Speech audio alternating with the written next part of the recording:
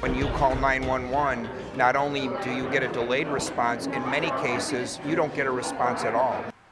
The promise to not raise property taxes is not the only campaign pledge the mayor appears to be backpedaling on. There's another that involves public safety.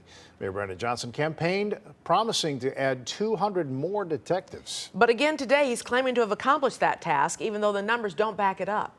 WGN Investigates' Ben Bradley explains. I promised that during my first term that I would promote 200 new detectives to the Chicago Police Department. Well, we have achieved that, and we did it without increasing the number of sworn officers. Just because 200 detectives have been promoted doesn't mean there are 200 more people solving crime in the city. Data analyzed by WGN Investigates show there were 1,102 detectives the month Johnson took office. Now there are just 2 more.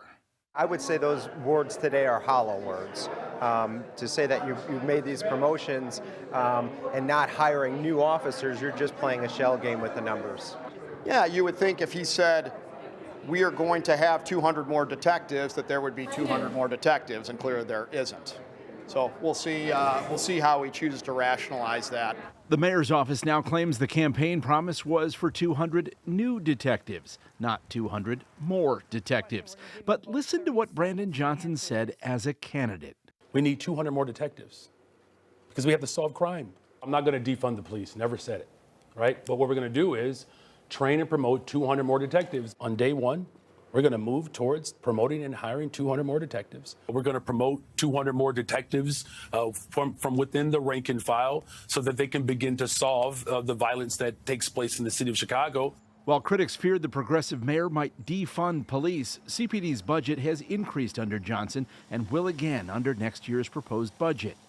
Unit 17, the citywide robbery in progress with the backlog, no cars available. Still, calls for help are frequently not receiving a quick response due to a shortage of officers. In 2018, Chicago had more than 13,200 sworn officers. Today, that number has dropped to a record low of 11,580, a decline of nearly 13%. In many cases, you don't get a response at all. A police officer simply doesn't come in response to your 911 call. It isn't because we don't care, it's because we simply don't have the manpower to do that. That needs to be addressed as part of this budget. The mayor's office responded to our reporting by saying homicide clearance rates are rising and are now up over 50%. Johnson's administration is also working to divert some mental health calls to specialized teams outside of the police department. But don't expect the number of police officers on the street to increase anytime soon.